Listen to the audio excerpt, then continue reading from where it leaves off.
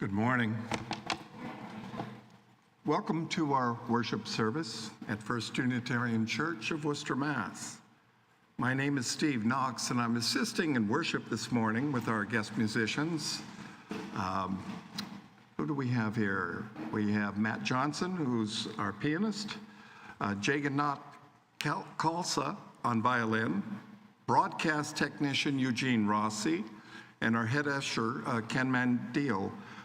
I have to also mention somewhere James Haupt, who designed our broadcast system, is lurking around up here.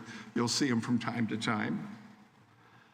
Our soloist, Alicia Tringali, will not be with us this morning. She has come down with COVID, and we do wish her a speedy and uneventful recovery. We're going to continue our summer worship services today, which is traditionally run by lay leaders of the church. Again, another missing person is Jay Lavelle, who was to do the service this morning. Jay is a longtime member of the church. He's highly respected, and we always look forward to Jay in the pulpit. Unfortunately, he is recovering from a long hospital stay. He just is not strong enough, and we found this out just yesterday afternoon, and a minor miracle occurred. Hari Karen Khalsa, who is another longtime member of the church, said, I'll help, I'll do it, what do you need? So she is here.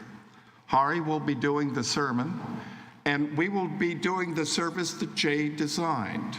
The music that he wanted, the hymns. We're going to be doing the common prayer that he wanted to do, the benediction that he wanted, and all the readings that he had. Hari Kiran will be doing the sermon in the pulpit. Hari Kiran participates as a yoga teacher and yoga therapist in Govinday Yogic Health. It's a yoga practice that offers meditation practices held here in our church, and they are for well-being and health. Now, here at First Unitarian, we do strive in loving fellowship to honor the sacred, connect with each other, and serve justice.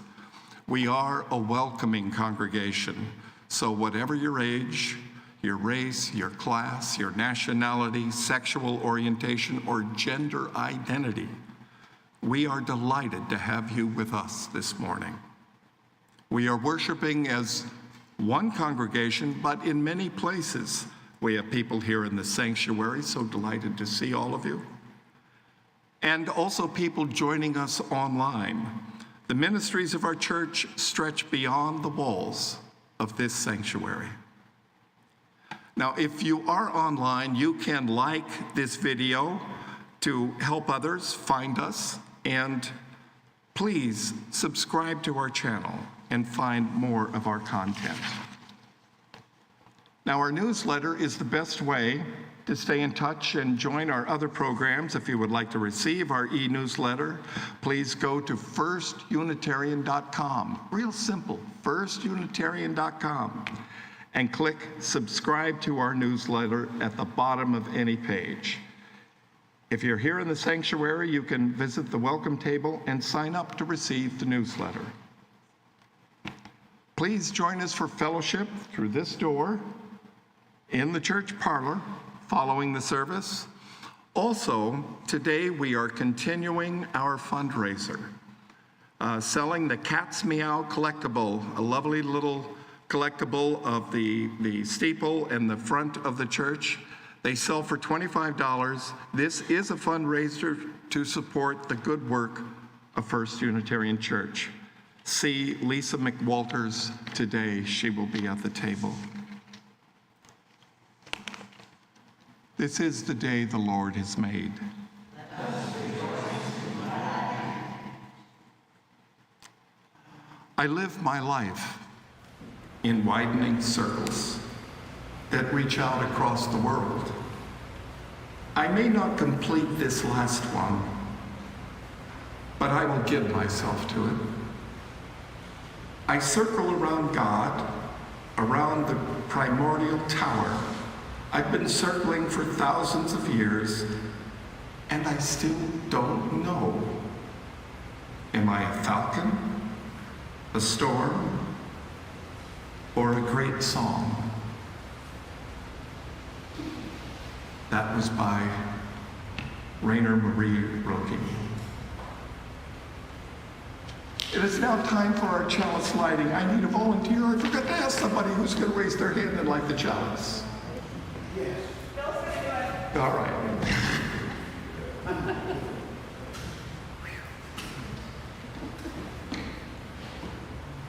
Thank you, Bill.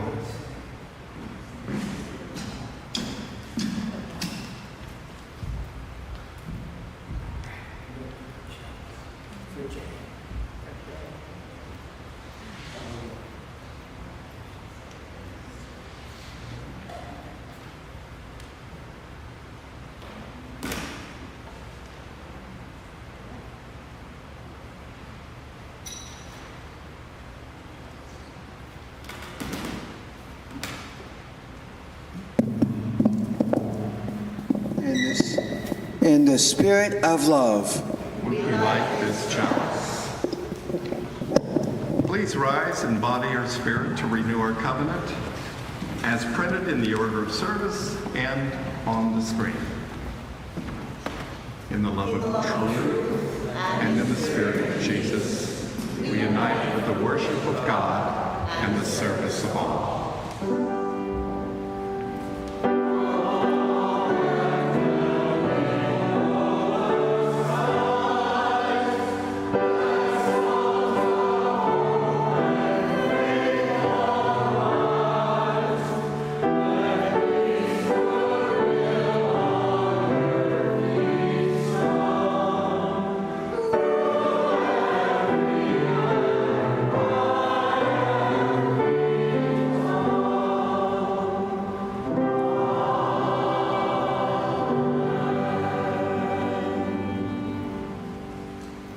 Please be seated. I did leave out one announcement.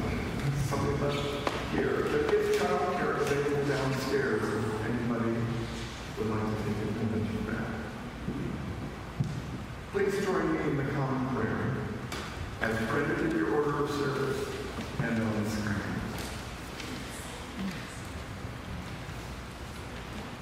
I am laid low in the dust.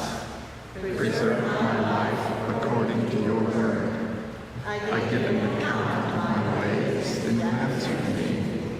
Teach me your decrees. Cause me to understand the way of your precepts, that I may meditate on your wonderful deeds. My soul is weary with sorrow. Strengthen me according to your word. Keep me from deceitful ways. Be gracious to me and teach me your law. I have chosen the way. Do not set my paths in the law. I love that path of your statutes, for you have broadened my understanding. I love the path of your commandments, for you have broadened my understanding. I don't see any prayer cards. But this, oh, that was Alicia.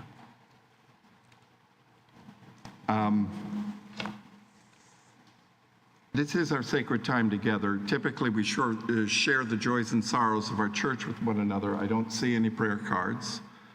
So please continue your own thoughts and prayers in this time of silence.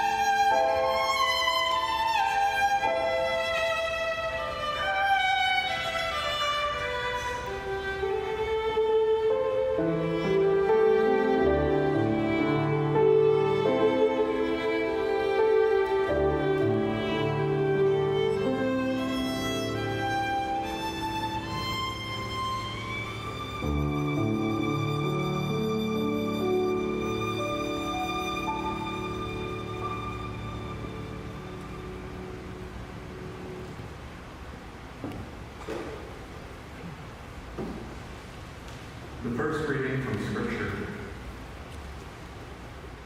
Matthew 13, the parable of the sower. I have to admit, I find this one tough to understand. That same day, Jesus went out of the house and sat by the lake. Such large crowds gathered around him that he got into a boat and he sat in it, while all the people stood on the shore. Then he told them many things in parables, saying, a farmer went out to sow his seed. As he was scattering the seed, some fell along the path, and the birds came, ate it up. Some fell on rocky places where it did not have much soil. It sprang up quickly, but because the soil was shallow, and then when the sun came up, the plants were scorched, and they withered because they had no root. Other seed fell among the thorns, which grew up and choked the plants. Still, other seed fell on good soil, where it produced a crop, 100, 60, or 30 times what was sown. Whoever has ears, let them hear. The disciples came to him and asked, why do you speak to the people in parables? He replied, because the knowledge of the secrets of the kingdom of heaven has been given to you, but not to them. We will now do the hymn. We're going to do the Lord's Prayer and the offering because they do have a piece. That was the solo, the first that they played before. Okay, so sorry. Lord's Prayer. We're going to do the Lord. We haven't done the offering. Oh my God. My bad. It's very confusing, believe me. So we are going to do the Lord's Prayer right now. Please join me. Our Father, who art in heaven, hallowed be thy name. Thy kingdom come, thy will be done, on earth as it is in heaven. Give us this day our daily bread, and forgive us our trespasses, as we forgive those who trespass against us. And lead us not into temptation, but deliver us from evil. For thine is the kingdom, the power, and the glory, forever and ever. Amen. And now we're going to do the offering. Did you already do the collection? I think you probably did. Well, we can do a second collection, I think. Thank you. Thank you for your patience.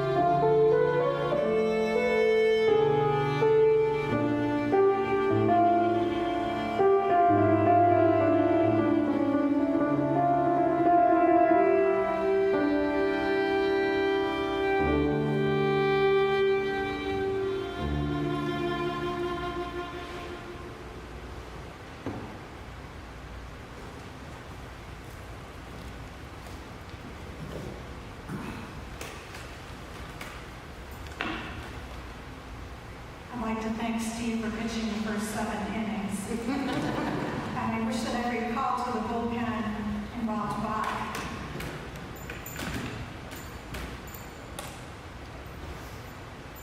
We are actually invited next to move into hymn number 89. Is that the understanding in the orchestra pit?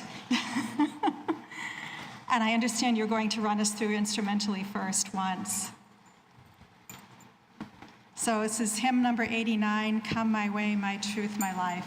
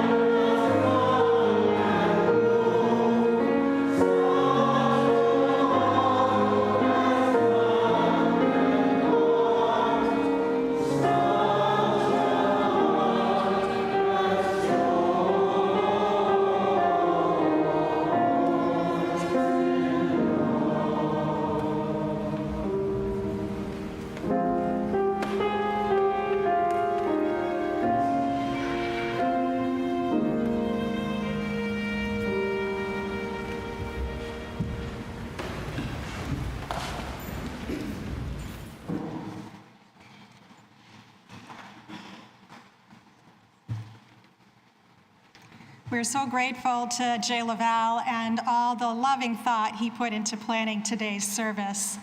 And it was an interesting, it felt like high school English literature assignment to be given these prompts and produce something original.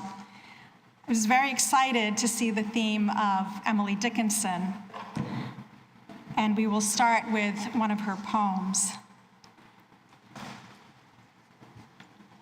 The brain is wider than the sky, for put them side by side.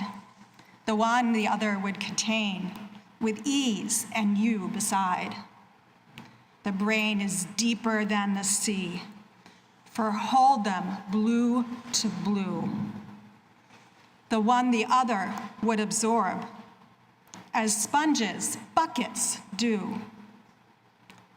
The brain is just the weight of God, for heft them pound for pound.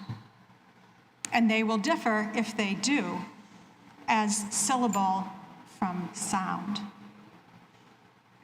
She wrote that in 1863. Emily Dickinson appears to be tapping my shoulder this summer. My dear friend and soul sister was visiting from New Mexico just a month ago and wanted to visit Emily's home in Amherst, which we did together just last month. I loved learning more about Emily. She was very playful.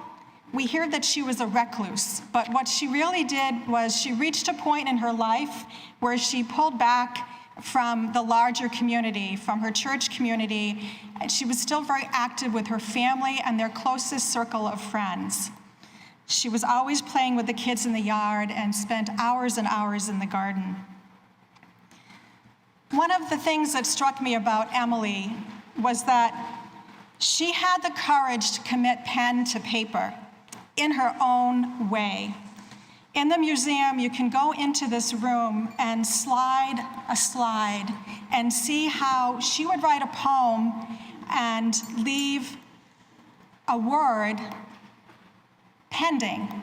She'd put a little footnote, and down below she would have not just one alternate word, but several. Can you hear me okay? Okay, thank you. And those other words weren't just like slight variations, they would completely change the meaning of the poem. Since she did not actually publish in her lifetime, she did not have to technically buy into that decision of which meaning to give the poem. So what I found at the Emily Dickinson Museum was that this fluidity has won the hearts of a new generation of creative people, some of whom I met devotedly guiding the tours of her home. Now, on the common in Amherst, sitting on rocks, there's two iron silhouettes, one of Emily and the other of Robert Frost, and they're leaning in as if in conversation. Now, Amherst is making a contrivance here because they're honoring some famous poets. Robert would have been a child at the end of Emily's life. I would like to invite us here to imaginatively add a third participant, Einstein, who was 5 years for us younger, but still possibly could have met Emily in her lifetime as a child. We'll circle back to that conversation a little later. So the brain is wider than the sky. We have all soared the possibilities, the skies of possibility and imagination. We have also been laid low and plumbed the oceanic depths of the dark night of the soul. Certainly the psalmist today invites this image, I am laid low in the dust, preserve my life, bringing the image of hard times, how hard times brings us to the feet of what is holy. We are offered this closing line, I run in the path of your commands, for you have broadened my understanding. Now, this is a Unitarian church, and this is where we go to have our answers questioned. So let's just pause for a moment and take that word command and see if we can plug in one of Emily's alternate words here. The command language can sometimes be a sticking point. So I couldn't help but go into the etymology of the word command, and lo and behold, it comes from 12th century Latin, Old French rather, based on the Latin, to recommend, to entrust, to commit. When we are helpless and afraid, we have no option but to entrust and commit ourselves.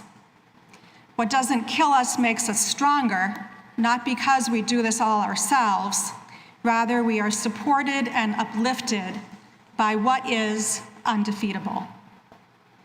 The destroyer of bad times might be a god or goddess of our understanding. It might simply arise from being embedded in a human community that believes we can succeed, our own vast brains included.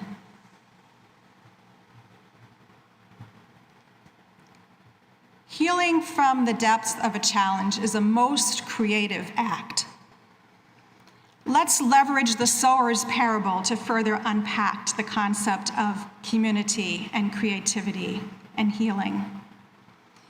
In this story, we hear how the creative force within each seed either took root and flourished or was miserably defeated. The parable might be interpreted as dualistic on two levels: the soil conditions, good/evil, and the capacity of the followers to understand the teaching, aware versus dense. It implies a hierarchy of what is desirable and best. But here we have Emily's and Rilke's poems sending us a Unitarian Universalist lifeline, inspiring us to move beyond hierarchy and duality into the well-known space of Rumi, out beyond the ideas of wrongdoing and right doing. There is a field. I'll meet you there. My husband and I have a small field, within it a very ambitious vegetable garden, mostly tended by him. Here, epic battles are played out: potato beetles versus spud, leaf miner versus kale. We discuss cucumbers and carrots at the dinner table like they're family members, either coming along or in need of attention. We test soil, we compost, we fight fungus organically. Soil is not one thing. It is a community of visible and invisible participants. The sum total of dirt and organisms creates conditions wherein the tomatoes and beets thrive or they do not. So let's pause and ask each other, what are the soil conditions wherein you cast your creativity? Under what conditions do you have the courage to commit pen to paper, paint to canvas, fingers to strings and keys? How do you unblock flow? What are the habits that support flourishing, that support healing as a most creative act? Everything happens in community. Art is made and appreciated, words are spoken and heard. The coral reefs obtain not only their daily bread, but their fantabulous colors from the symbiotic organisms dwelling in them. Our human guts and brains secrete their happiest neurotransmitters and relax into GABA-infused pathways when we are socially engaged. Our very bodies and brains are a community like soil of microbes and structure. We are each a buzzing hive of syllable and sound. When we come fully home to our unique embodiment, especially under challenging times, we entrust. Being fully present with what is, both bidden and unbidden, earthlings that we are, is a most creative act.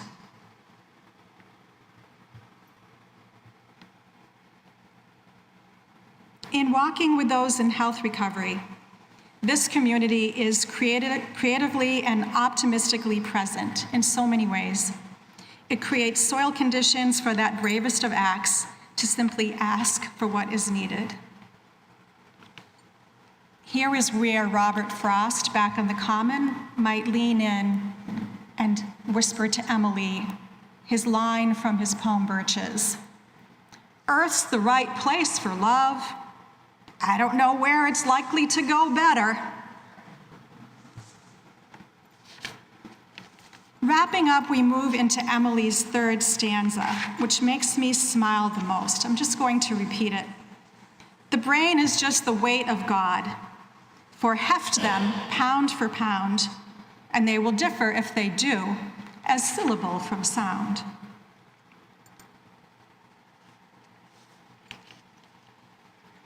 So the brain, hefted side by side with the weight of God. Let's explore this notion physically first, and then philosophically. The average weight of the human brain is just 3 pounds. What is the weight of God? Can God have a mass, or is it only energy? Here's where Einstein will chime in with his theory of relativity on the Common. He's a mere child in Amherst. And inform us that mass and energy are interconvertible by applying the speed of light squared. Now, the speed of light is 1,000,000 times faster than the speed of sound, so we'll have to circle back to sound. PBS, in talking about the theory of relativity, gave us an example of how mass converted to energy is truly mind-boggling. So a paper clip weighs about 0.035 ounces.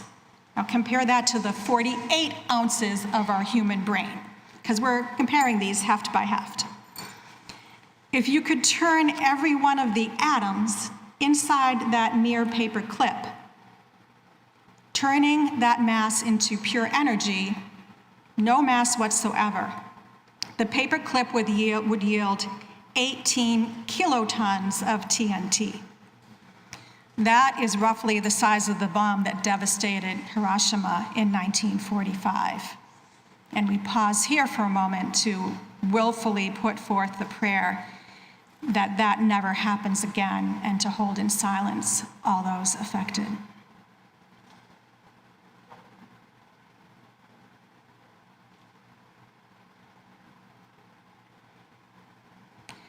But from this mind-boggling example, we can extrapolate physically that the energy contained within the mass of a human brain can do much more than move mountains. All right, let's move from this terribly literal interpretation and look at the metaphysical energy of the mind. The mind does have a vibration, a rhythm, and energy, which can be measured by EEG. Eastern philosophy has been discussing the vibration of the mind for millennia. Patanjali wrote a user's manual for the human condition about 2,000 years ago, advising the reader to calm the thought waves of the mind in order to know the true self. Guru Nanak advises that the true path of wisdom comes from holding the pair of opposites in neutrality, in equanimity. We are advised to tame the wild swing of the mind and the ego, to have these two bow to the divinity of our highest and best self, the divine within us and all around us. So that brings us back to what is the weight of God philosophically? I have a recovering Catholic answer to that question. I have a feminist reply. Some among us have an atheist shrug. Those who do devote themselves to a deity might describe the weight of God like a feather. What if the weight of God made our brains feel lighter? What if connection with the divine was part and parcel of what it means to dwell in caring community?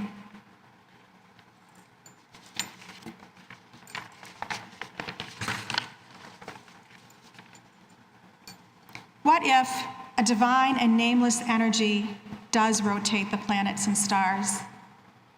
What if that one places the beat within our hearts, lovingly? The miracle of human biology is no less wondrous than the cosmos and its astrophysics. It inspires awe and wonder beyond words. What if all of the above defines the interconnected web of which we are all a part? What if community had no limits? Emily takes the wide and powerful mind and slips it into the tiny hushed syllable, written or spoken. She places this tiny thing side by side with the very notion of sound itself for us to measure. In our own humble corner of this universe, there was nothingness, a void, the silence before the sound. In meditation, we can visit that place. From the first nanosecond of the Big Bang, the universe has been vibrating and expanding evermore. We are part of this noisy and helpless unfolding.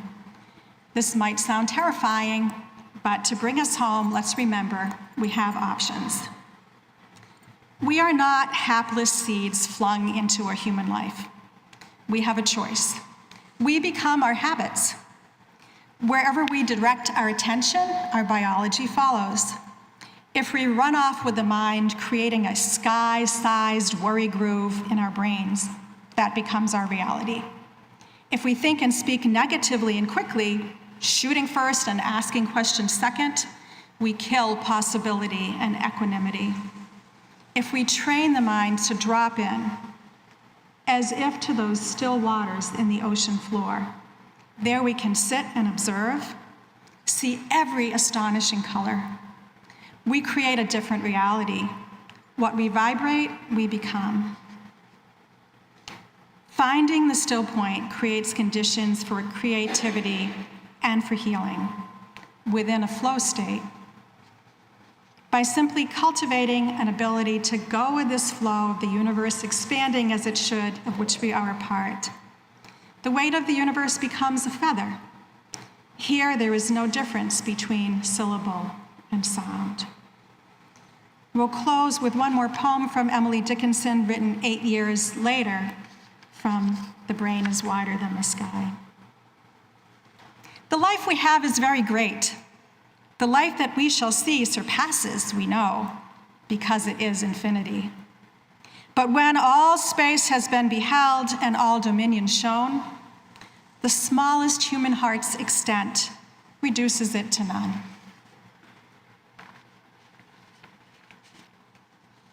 Please rise in body or spirit for hymn number 16, Simple Gifts.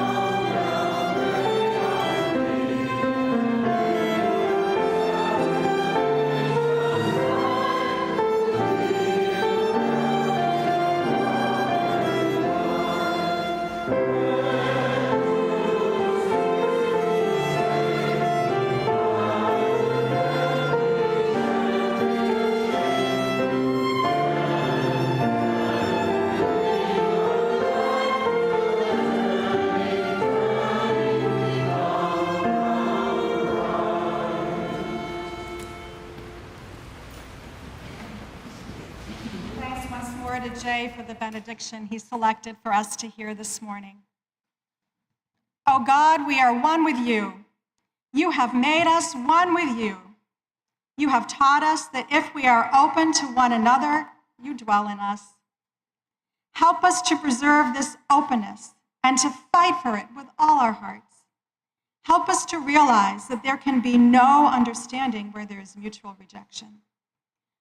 Oh God, in accepting one another wholeheartedly, fully, completely, we accept you, and we thank you, we adore you, and we love you with our whole being, because our being is your being, our spirit is rooted in your spirit.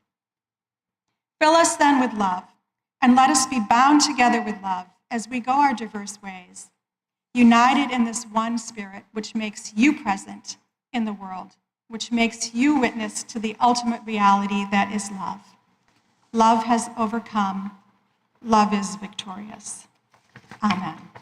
That's Thomas Merton.